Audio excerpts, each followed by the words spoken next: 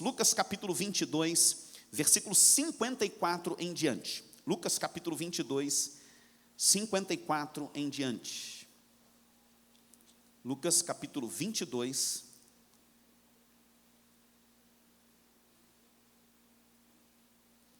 Lucas capítulo 22, versos 54 em diante.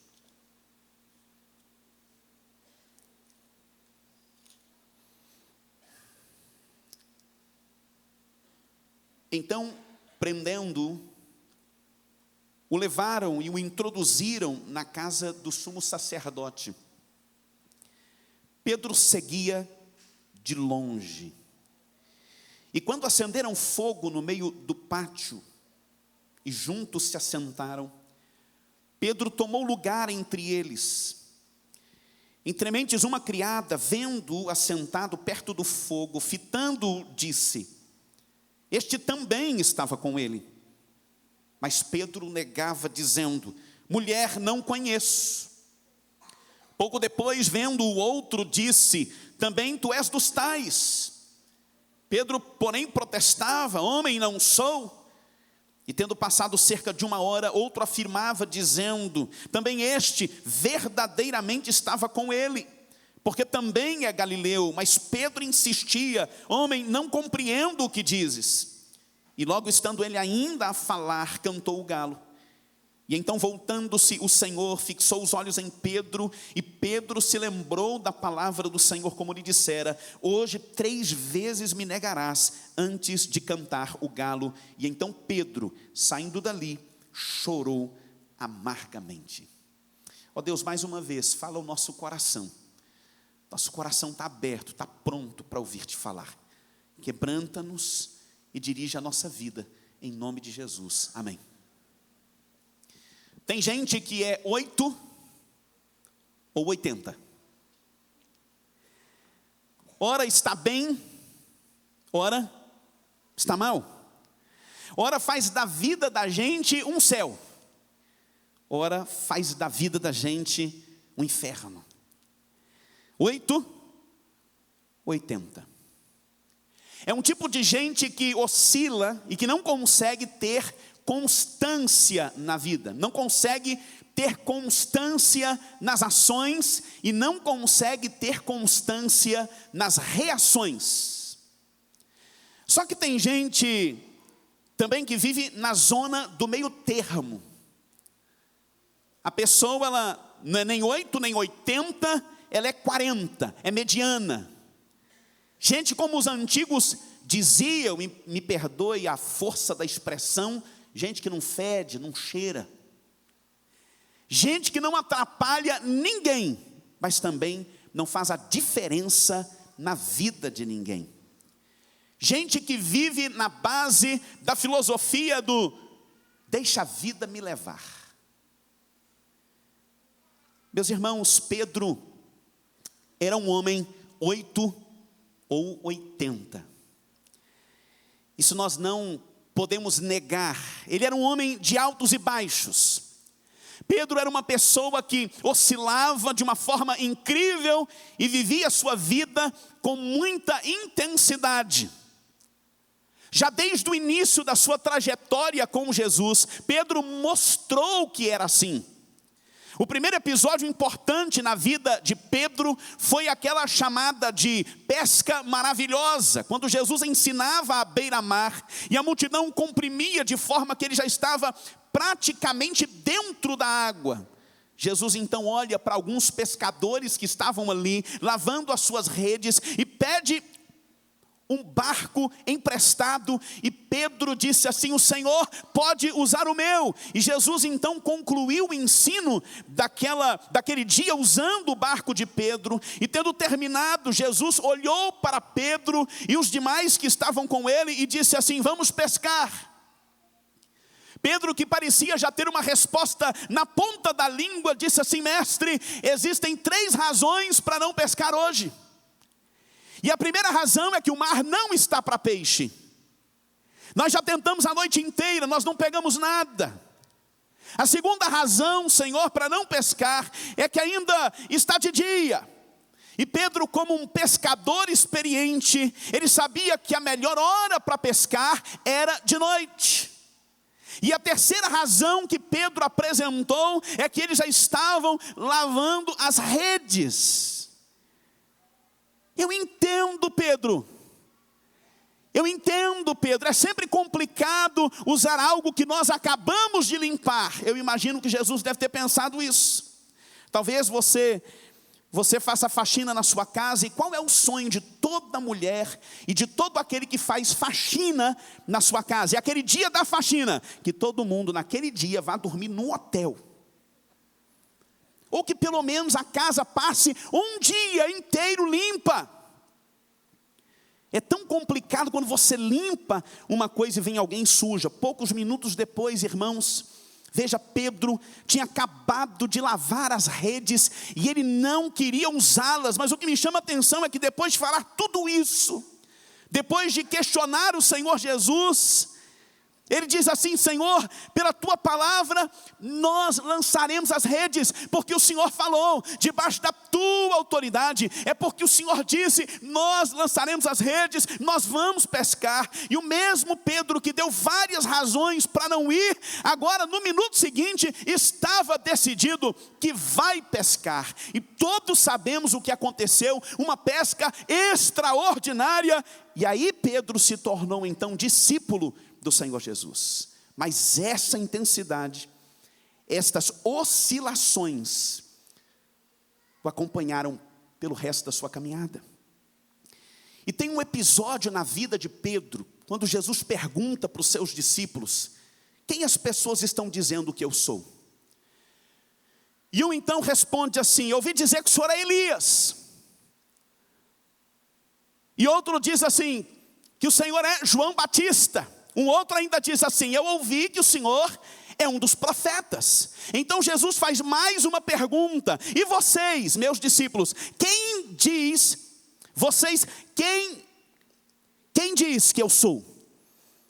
Quem vocês dizem quem eu sou? E Pedro, o apóstolo Pedro, com toda a intensidade, ele toma a palavra, e ele então vai e diz assim: tu és o Cristo, o Filho do Deus vivo. E Jesus o elogia dizendo: bem-aventurado és tu, Simão, pois não foi a carne e o sangue que revelaram isso para você, mas o meu Pai que está nos céus. Em outras palavras, Jesus está dizendo assim: rapaz, você não tem capacidade de dizer uma coisa dessa não. Você não tem a capacidade de compreender isso. Você é inteligente demais para isso, mas você não é inteligente demais para isso, mas o Pai te revelou. O Pai revelou essa verdade para você. E é interessante, irmãos, que Jesus o elogiou no sentido de que ele foi direcionado por Deus, guiado por Deus. Ele ficou empolgado, eu imagino que ele ficou feliz. Eu imagino que ele deve ter olhado para João e deve ter dito assim: olha como que o mestre fala comigo. E ele está cheio ali, mas Jesus continua a conversa. E Jesus então diz assim: importa que o Filho do Homem seja entregue nas mãos dos pecadores, seja morto, ressuscite ao terceiro dia. E aí quando Pedro ouve Jesus dizer que ele seria preso e morto, então ele faz uma coisa inacreditável. Ele diz assim, que ele chama Jesus à parte para uma conversa. E esse Pedro então, todo empolgado, porque ele tinha recebido um elogio de Jesus, diz a Bíblia que ele repreende Jesus severamente. Ele fala assim: ô senhor, não é isso não, fala um negócio desse não, isso vai acontecer com o senhor não. O senhor tem que ter misericórdia da gente, o senhor tem que ter misericórdia do senhor. Eu não vou deixar que o senhor faça isso. O senhor não pode dizer uma coisa dessa. E nesse momento Jesus olha para ele e fala assim: arreda, Satanás, porque você cogita das coisas desta terra e não das coisas dos céus. Perceba que o mesmo Pedro que tinha acabado de ouvir: bem-aventurado és tu, Simão, recebeu um elogio de Jesus, porque o Pai te revelou essas coisas. Ou seja, feliz é você, Pedro, porque Deus falou com você. O mesmo Pedro que ouviu isso minutos antes, agora está ouvindo: arreda, Satanás. Então perceba, meus irmãos, que Pedro é este homem intenso, que num instante ele é usado por Deus, mas no outro empresta a boca para o diabo. Isso é 8 ou 80. O nosso contexto próximo, anterior à passagem que a gente leu, versículos 31 ao 34, quando Jesus estava perto ou próximo de ser preso, ele chamou Pedro para uma conversa particular. E ele disse assim: Pedro, Satanás pediu a tua alma para peneirá-la como trigo. Contudo, eu orei por você, Pedro, para que a sua fé não desfalecesse, e o Pai me atendeu.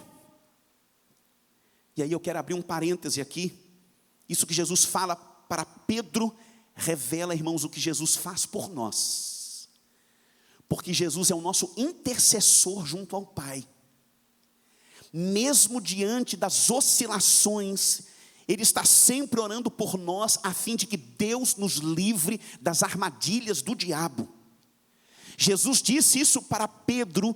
Satanás queria peneirar a sua alma como trigo, mas eu roguei ao Pai, e Ele me atendeu, para que a sua fé não desfalecesse. É o que Jesus faz por nós, irmãos. É o que Jesus faz por você. Fecha o parêntese aí. Pedro, ao ouvir essas palavras de Jesus, ele disse assim: mestre, eu estou pronto para ir com o Senhor, tanto para a prisão como para a morte. Olha lá, vai ele de novo.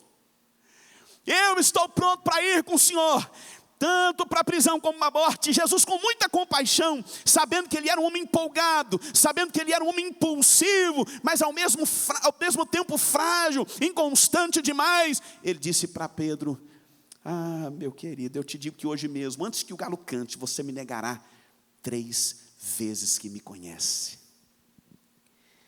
Só que Pedro não para de falar. Ele é o tipo de pessoa que tem que ter a última palavra. Ele não encerra o argumento. E ele diz, a Bíblia diz que ele complementa a conversa. Ele diz assim: Senhor, ainda que todos te abandonem, eu não te abandonarei. Ops, teimoso só. E a história segue. Jesus vai para o Getsêmani, no jardim, onde Jesus costumava orar. E ele chama então Pedro, Tiago e João para orar com ele. Mas como todos nós sabemos, eles dormem. E quando eles acordam, são surpreendidos com a presença de Judas e de uma grande multidão que veio prender o Senhor Jesus. E diz a Bíblia que veio também um rapaz chamado Malco. Provavelmente o Malco se aproximou de Jesus para tocar em Jesus a fim de prendê-lo. Mas Pedro não se contém. E diz a Bíblia que quando ele vê Malco se aproximando, ele desembainha a espada e corta a orelha de Malco. E um parêntese aqui, irmão, para você entender uma coisa: quem tenta cortar a orelha de alguém? Quem tenta cortar a orelha de alguém? O cabra era ruim de espada mesmo, ele não sabia manusear, ele não queria cortar a orelha, ele queria cortar a cabeça de Malco. Mas ele era tão desajeitado, destreinado, ele não era um militar. Possivelmente o Malco desviou do ataque e pegou a orelha. E quando isso acontece, quando isso, irmãos, aconteceu, eu fico imaginando que isso poderia ter provocado uma confusão tremenda, porque todo mundo deve ter pego das suas espadas, e Jesus ele teve que acalmar aquela situação, provavelmente, porque houve uma reação de violência contra alguém, e aquilo pode ter despertado uma confusão. Primeiro dizendo para Pedro: eu não preciso da sua ajuda. Jesus disse isso para ele: se eu precisasse, eu pediria mais de 12 legiões de anjos para me defender aqui. Jesus então pega a orelha do Malco e cola no lugar e cura, faz uma cirurgia plástica. Louvado seja Deus. Se Jesus não tivesse pacificado aquela situação, meus irmãos, a situação poderia ter sido muito pior para Pedro, para os outros discípulos. Mas eu fico imaginando o olhar de Jesus para Pedro, quando ele cortou a orelha do Malco. É aquele olhar, meus irmãos, daquela mãe que quando vai sair de casa, ela fala para a gente assim: meu filho, nós vamos na casa do fulano. Você lembra do fulano, né? Você não vai mexer em nada lá, tá bom? Não coloque a mão em nada lá. Está combinado? E aí eles chegam lá no jantar. E aí quando de repente cai alguma coisa dentro da casa e quebra. E aí, como que a mãe olha? Eu imagino Jesus olhando assim para Pedro. Aquele olhar fulminante, doida para exterminar o menino. Eu me lembro que eu viajei com Isaac, ainda pequeno, ele devia ter uns 6 anos de idade mais ou menos. Nós fomos para a Grécia, fomos para a cidade de Atenas. Do lado do hotel tinha uma lojinha de souvenir, cheio de coisinha que quebra, é muita coisa. E eu entrei dizendo exatamente isso: Isaac, pelo amor de Deus, não encosta em nada. E eu estou lá conversando com a dona da loja, que por uma coincidência muito grande era brasileira, do Rio de Janeiro, e batendo papo eu só ouço. Eu achei que eu ia sair dali preso, que eu não ia ter como pagar aqueles negocinhos. Ele tropeçou e caiu em cima dos pratinhos, daquelas louças, tudo assim. E para a glória de Deus, como eu creio em milagres, nada quebrou, para a glória de Deus. Foi um milagre extraordinário de Jesus para me proteger. Imagine Jesus olhando assim para Pedro. Você, Pedro, com esse jeitão seu, olha a confusão que você está criando aqui. Jesus, irmãos, então é preso, e quando ele é preso, é levado, e acontece algo que você não pudesse ter imaginado que pudesse ser protagonizado por Pedro. O texto que nós lemos hoje, eu quero chamar a sua atenção para isso hoje. Diz que Jesus foi preso, e olha o que é que o texto diz a respeito de Pedro no versículo 54. E Pedro seguia de longe. Você pode falar comigo? E Pedro seguia de longe? E Pedro seguia de longe. Pela primeira vez na história. Pela primeira vez na história, Pedro não é nem 8 nem 80. Ele fica no meio do caminho, ele nem foge como praticamente todos fizeram, mas também não se aproxima muito. Ele segue Jesus, mas de longe. Ele não queria deixar de observar, meus irmãos, o que estava acontecendo, mas também ele não queria se comprometer com o Senhor Jesus.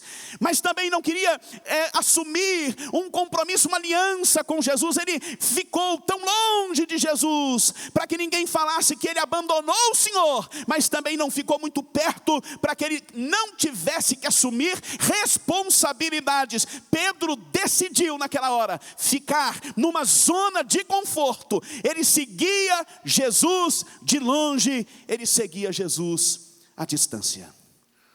E é exatamente isso que acontece hoje. Quantas pessoas continuam frequentando a igreja? Quantas pessoas continuam observando tudo que está acontecendo, mas ainda continuam numa zona de conforto? Estão seguindo Jesus de longe, com receio. Estão num lugar onde não se comprometem, mas também não se ausentam. São observadores, são ouvintes, são frequentadores, mas ainda não querem negar a si mesmos, ainda não querem assumir um compromisso com o Senhor. Gente que segue a Jesus, mas segue Jesus de longe. E Pedro, pela primeira vez, escolheu o meio termo. E ao que tudo indica, isso desagrada muito o coração de Deus, porque o próprio Jesus, mandando João escrever as cartas às igrejas do Apocalipse, para uma delas, que estava na cidade de Laodiceia, disse o seguinte: tenho porém contra ti uma coisa, que você não é nem quente e nem frio, antes você fosse quente ou frio, mas porque você é morno, eu estou a ponto de vomitar você da minha boca.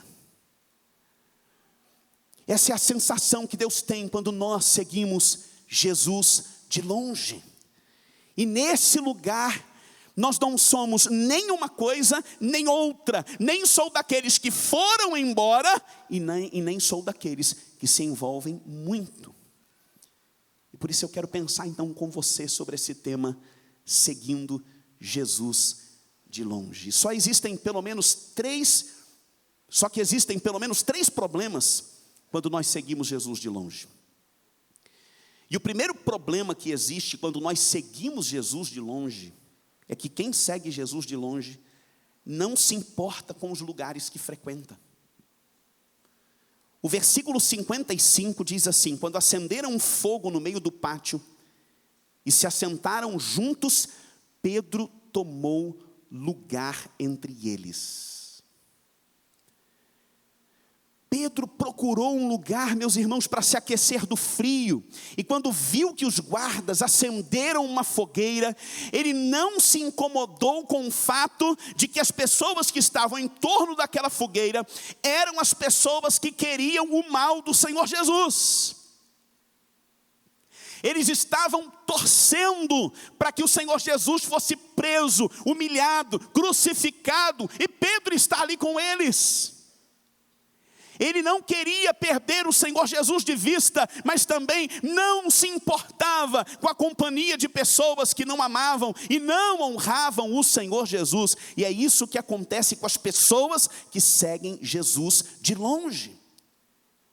Elas não se incomodam com os lugares que frequentam e nem com os pecados das pessoas que não temem a Deus e estão nesses lugares. E pior, acabam se tornando cúmplices ou imitadores, e é triste dizer isso, mas quando seguimos Jesus de longe, qualquer companhia serve, desde que a gente se sinta aquecido e confortável. Salomão diz assim em Provérbios 13:20, quem anda com os sábios será sábio, mas o companheiro dos insensatos acabará mal. É como se Salomão estivesse dizendo assim: me digas com quem tu andas, que eu te direi quem és. Lá na minha igreja teve um membro, que há pouco tempo estava conversando com ele, e um dia ele chegou para mim e disse assim: pastor, é igual aquele versículo, né? Diga-me com quem tu andas, que eu te direi quem és. Eu falei: mas meu irmão, está na Bíblia não. Aí ele assustou e falou: não, mas deveria estar, pastor, deveria estar.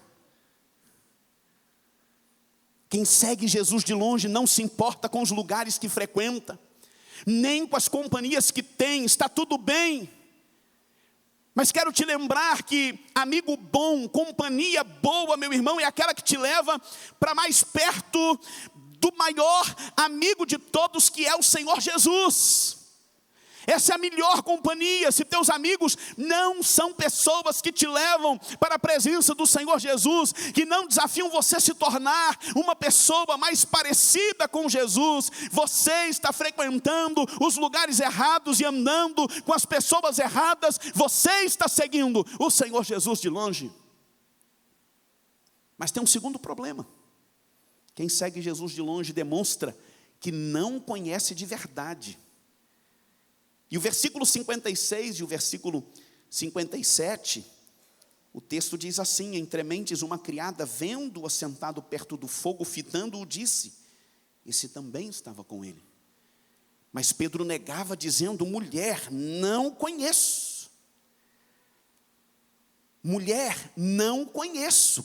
Pedro não estava apenas se aquecendo na fogueira, assentado à roda dos escarnecedores, mas ele também diz assim: eu não o conheço.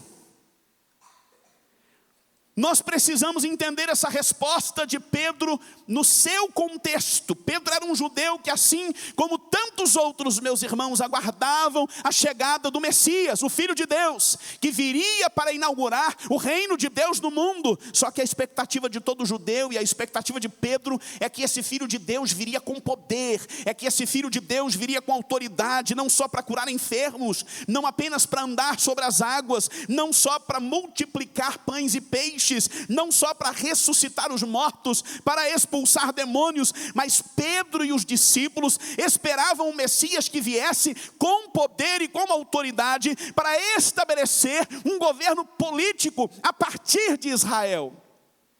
E eles esperavam que Jesus iria para Jerusalém, não para receber uma coroa de espinhos, não para receber, queridos irmãos, uma cruz, para carregar uma cruz, mas para ser coroado num trono como rei de Israel. E por isso Pedro não aceitava, não entendia que Jesus deveria ser preso, condenado, crucificado. E é por isso que Pedro então chamou Jesus à parte para dizer assim: Jesus, o senhor não vai ser preso, o senhor não pode ser morto, nada disso vai acontecer contigo.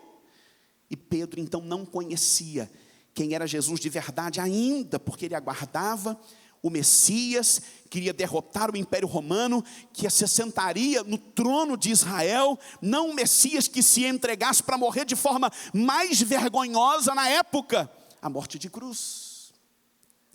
Quando Jesus se entrega e permite que o leve para ser condenado, Pedro não o reconhece mais. Isso não aconteceu somente com ele. Lembra dos discípulos a caminho de Emaús? É um outro texto belíssimo, Lucas 24 conta essa história.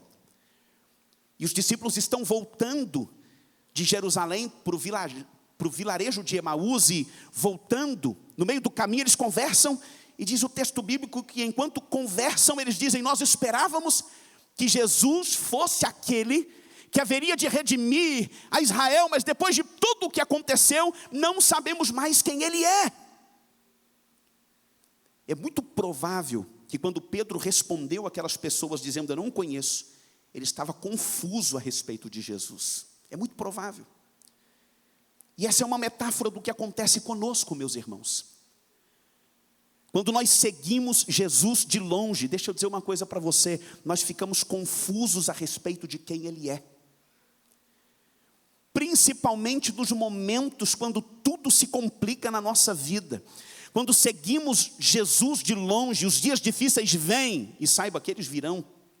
A sensação que temos é de que ele não se importa com o que está acontecendo conosco. Agora, quando caminhamos perto de Jesus, ainda que as circunstâncias sejam desagradáveis, desfavoráveis, ainda que a pressão seja muito grande, ainda que as ameaças se imponham, nós dizemos como Jó: eu sei que o meu Redentor vive e em breve se levantará sobre a terra. Ou talvez como o salmista disse: ainda que eu ande pelo vale da sombra da morte, não temerei mal algum, porque tu estás comigo. Quando temos intimidade com Deus, nós ficamos em paz e temos a convicção de que tudo vai ficar bem, porque conhecemos o seu caráter e sabemos que Deus nunca saiu do controle e jamais sairá. Ele está sempre por perto. Agora, quem segue Jesus de longe, no momento tenso, fica confuso. É por isso que a Bíblia diz que muitos são chamados e poucos escolhidos. É por isso que a Bíblia diz que muitos dos últimos dias vão se render às ideologias deste mundo, e as ideologias desse mundo, e o evangelho da palavra de Deus vai causar incômodo, porque quem segue Jesus de longe fica confuso a respeito de quem é Deus, e muitas vezes escolhe um outro Senhor para buscar. Mas tem um terceiro problema de quem segue Jesus de longe. Quem segue Jesus de longe, à distância, não tem coragem de assumir a sua identidade. Quem segue Jesus de longe não tem coragem de assumir a sua identidade. O versículo 58 fala isso. Pouco depois, vendo o outro, disse: também tu és dos tais. Pedro, porém, protestava: homem, não sou. Depois daquela mulher se aproximar de Pedro, o homem veio até ele e disse assim: você também é um deles. O crente é difícil se esconder, irmão, não tem jeito. As pessoas descobrem de longe, né? Você também é um deles. Mas Pedro respondeu: não sou um deles. Primeiro ele disse à mulher: eu não o conheço. Preste atenção, isso é muito sutil. Eu não o conheço. Agora ele diz assim: eu não sou um deles. A consequência de quem segue a Jesus à distância, de longe, é que a pessoa não tem coragem para assumir a sua identidade, principalmente nos momentos de pressão. Quem segue Jesus de longe se preocupa mais com a opinião dos outros do que com a vontade de Deus. Tem muitos que estão seguindo Jesus como Pedro, e quando ele está num contexto em que os seus princípios e valores são desafiados, a pessoa não se reconhece como discípulo de Jesus, e ela então começa a imitar o mundo. Quantas pessoas você já viu ir à igreja e ter o mesmo comportamento que as pessoas que não temem a Deus? Essas pessoas são aquelas que seguem Jesus de longe. E sabe o que é preocupante, meus irmãos? Em Apocalipse fala da marca da besta, e uma coisa que pouca gente entende, mas diz que muitos seriam marcados na mão ou na testa, e muitos pensam que que é o chip, que é o cartão de crédito. Tem muita gente que pensa que é o código de barras. Muita gente diz que era a vacina da Covid. Mas não é nem uma coisa nem outra. O que significa a marca, meus irmãos, da mão do Império Romano, quando João escreveu o Apocalipse? O que representava isso naquela época? Todo cidadão romano, ele podia ter uma marca de cidadão romano que era feita com ferro quente na sua mão. A pessoa podia chegar em qualquer lugar, e quando olhassem para sua mão e visse aquela marca, iria reconhecer que aquele cidadão era um cidadão romano. E todo cidadão tem que viver como cidadão romano, respeitando e seguindo todas as leis de Roma. E o que é essa marca então, meus irmãos? Os filósofos usavam um símbolo na testa, os pensadores, os que construíam as ideias, as leis. Quando João está falando aqui, queridos, que a besta iria marcar a testa ou a mão de alguns, João está se referindo às ideologias e às práticas da cultura dominante daquela época. Então perceba que nós, você e eu, discípulos de Jesus, nós não vivemos mais sob o domínio de Roma, mas existe uma cultura mundana aí fora, que é contrária à cultura do Evangelho. E todas as vezes que alguém se submete às ideologias deste mundo libertino, perverso, esta pessoa está sendo marcada pela besta. Esta pessoa está sendo marcada pelo diabo. E o diabo, meu irmão, a pessoa, Satanás, ele faz com que as pessoas se submetam aos padrões de comportamento deste mundo. Então ela está sendo marcada, sua mão está sendo marcada, porque ela está seguindo as práticas contrárias ao Evangelho e à palavra de Deus. E tem muita gente frequentando a igreja que será marcada pela besta, seguindo Jesus de longe. Mas não se importa com os lugares que frequenta, demonstra que não conhece a Deus verdadeiramente, não assume a sua identidade com coragem, porque tem medo de perder alguma coisa. Tem muita gente que tem medo, por exemplo, de desagradar os amigos e preferem desagradar a Deus. Jesus diz que aqueles que se envergonham dele nessa vida, aqueles que o negam nesta vida, serão envergonhados no último dia, serão impedidos de entrar na vida eterna no último dia. Eu tive um caso interessante no meu casamento, que nós não fizemos festa, nós não fizemos nada assim após a celebração, mas uma cunhada minha não compareceu, porque não ia ter bebida alcoólica lá, se tivesse alguma coisa. Como não teve, ela perdeu as duas bênçãos, né? A bênção de estar no casamento e de estar na festinha lá só com Coca-Cola. O azar foi dela, não é? Perdeu a bênção. E tem gente que parece que fica assim, não, tem que agradar a família, tem que agradar os parentes, mas a festa é de quem, afinal? Quem está pagando essa festa aí? Irmãos, nós precisamos ter coragem. Eu queria aplicar essa palavra de hoje, para a gente encerrar. Eu não posso terminar aqui, senão vai ficar muito triste essa mensagem, né? Você ir embora muito triste, muito preocupado. Mas eu queria deixar aqui uma aplicação para o seu coração, e dizer para você não seguir Jesus de longe, mas seguir Jesus de perto. Para que você, como parte dessa igreja, fique firme em nome de Jesus para os próximos 20, 30, 40, 50 anos, 60 anos, e vamos para frente se assim Jesus não voltar. E a primeira aplicação que eu quero deixar para o seu coração é que se você está seguindo Jesus de longe, deixa eu dizer uma coisa para você, Jesus vai usar meios para despertar a sua atenção. Se você estiver seguindo Jesus de longe, Ele vai usar meios para despertar a sua atenção. A Bíblia diz que quando Pedro nega pela terceira vez, o galo cantou. Ô galinha abençoada, hein? Graças a Deus. O galo cantou, meus irmãos. Pedro se lembrou do que o Senhor tinha dito para ele. O galo funcionou, meus irmãos, como um despertador para fazer Pedro reconhecer o seu pecado, reconhecer também que ele não era tão forte quando ele pensava, reconhecer, queridos irmãos, que ele estava agindo com covardia, que ele era tão falho como qualquer outro discípulo que tinha fugido dali. Porque talvez tenha pensado, enquanto seguia Jesus de longe, pelo menos eu não o abandonei como os outros fizeram, eu não sou como um deles. Mas quando ele nega pela terceira vez, e o galo canta, então ele lembra do que o Senhor Jesus tinha dito para ele, e agora ele tem de lidar com o fato de que ele fez pior do que os outros discípulos fizeram, exceto Judas. Pedro tinha dito assim: olha, Senhor, ainda que todos te abandonem, eu jamais te abandonarei. Pedro não só abandonou o Senhor Jesus, como Pedro negou. Ele fez pior, os outros abandonaram e ele negou o Senhor Jesus. O homem que por alguns momentos parecia ser o melhor e o mais forte de todos, demonstrou ser o mais frágil deles, e o galo cantou para lembrá-lo disso. Então entenda uma coisa: se você está seguindo Jesus de longe, ele vai usar meios para despertar sua atenção. O galo aqui é apenas uma metáfora de que Jesus pode usar qualquer coisa para nos lembrar de onde nós estamos.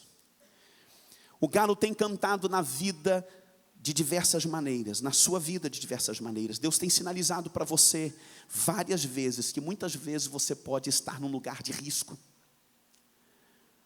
Ele tem tentado despertar você, mas você tem sido teimoso demais. Talvez você já se acostumou com o barulho e o galo nem te incomoda mais.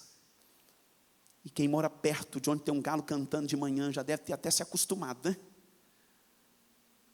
Nos acostumamos, mas Deus vai usando situações para nos despertar. Mas muitas vezes insistimos em continuar no erro. Se você está seguindo Jesus de longe, ele vai usar meios para despertar sua atenção. E quem sabe essa noite, esse tempo aqui agora, é o momento que Deus está usando para chamar você de volta para a glória dele. A segunda aplicação que eu quero trazer dessa mensagem de hoje é que, se você está seguindo Jesus de longe, saiba que ele não perdeu você de vista. Saiba que ele não perdeu você de vista. O texto diz que quando o galo canta, Jesus olha para Pedro. Isso é muito poderoso. Jesus olha para ele. Versículo 61, então voltando-se o Senhor, fixou os olhos em Pedro. Louvado seja Deus. Que cena extraordinária. Jesus fixou os olhos nele. E olha nos olhos de Pedro, mas não como alguém agora que está decepcionado com Pedro. Veja, mas ele olha como alguém que se sente, não como alguém que se sente traído com Pedro ou surpreso com o que Pedro fez. Jesus apenas olha para ele com um olhar de compaixão, como quem está dizendo assim: Pedro, eu sei o que é que você fez, mas eu ainda estou aqui com você. Pedro, eu sei o que aconteceu, eu já sabia que ia acontecer isso, mas eu não vou desistir de você, eu vou continuar acreditando na sua vida, porque você ainda vai ser bênção. Quando Jesus ressuscitou, foi ao encontro dele. Após a ressurreição de Jesus, Pedro estava tão sem rumo, tão sem graça, que ele resolveu pescar. Mas Jesus jamais desistiu dele. O galo cantou não somente para lembrá-lo do pecado dele, mas também para lembrá-lo de que Jesus orou por ele, e de que Deus atendeu a sua oração, de que Jesus não ia permitir que a fé de Pedro desfalecesse. Louvado seja Deus, Pedro foi restaurado para a glória de Deus. E hoje não é diferente, irmãos. Não importa o que você tenha feito, Jesus jamais vai desistir de você. Jamais. Pode ser que por muito tempo você seguiu Jesus de longe, talvez até se envolveu com um pecado, conviveu com gente que te afastou do Senhor, mas hoje esse texto está aqui para te lembrar que Jesus não perdeu você de vista. Continue caminhando com Jesus, aproxime-se de Jesus, não fique longe, venha para perto de Jesus. Vamos recomeçar a jornada, vamos recomeçar a caminhada, vamos começar de novo, recomece de novo. Jesus está aqui, a graça, a misericórdia de Deus, a bondade de Deus está cercando você. Vamos em frente. Jesus morreu na cruz por você e Ele está aqui para restaurar a sua vida de novo. Você pode ter negado Jesus, mas a pergunta que ele faz para mim e para você hoje é a mesma que ele fez para Pedro: tu me amas? Se sim, apacenta as minhas ovelhas. Viva para mim, Pedro. Faça a minha vontade, Pedro. Viva o propósito para o qual eu te escolhi para viver. Vem para Jesus, meu irmão.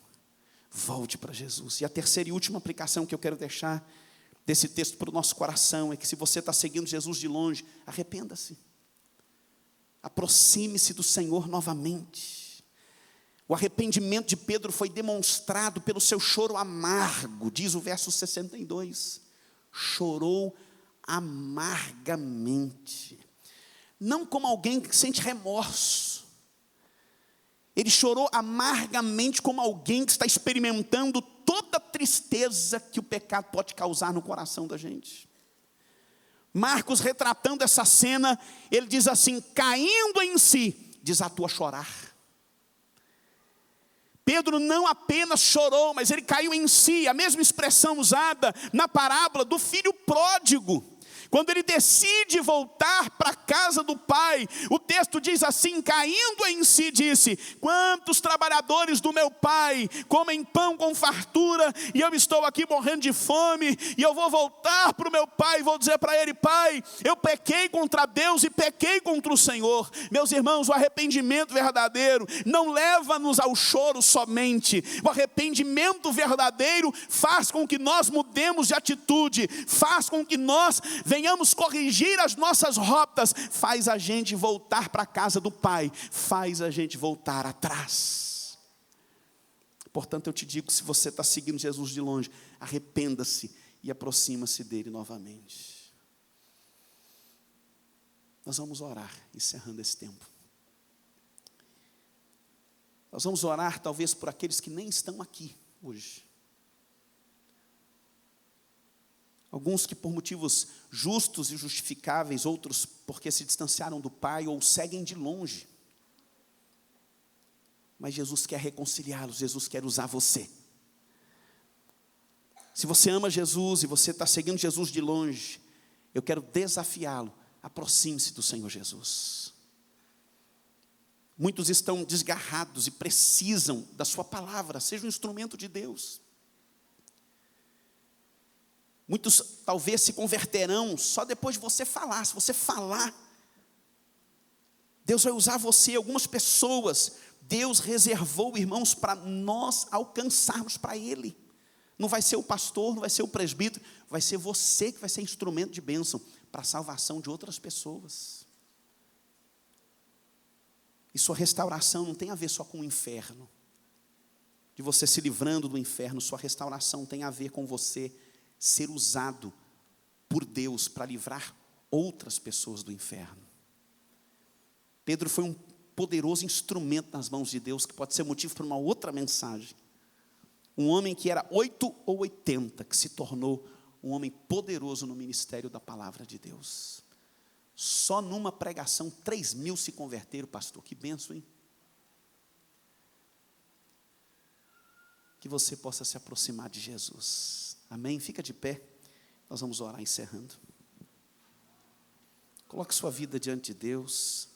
Não sei como você está hoje, como está seu coração. Não sei como está a sua vida, mas você sabe. E você pode dizer isso para o Senhor hoje: Senhor, me ajude a estar pertinho do Senhor, a andar coladinho com o Senhor. Não permita que eu me afaste, não. Talvez você conheça pessoas que se afastaram e você pode ser útil para abençoar essas pessoas que estão longe, trazê-las para perto. Que você seja um crente fervoroso, vibrante, que você procure cooperar para que o reino de Deus avance.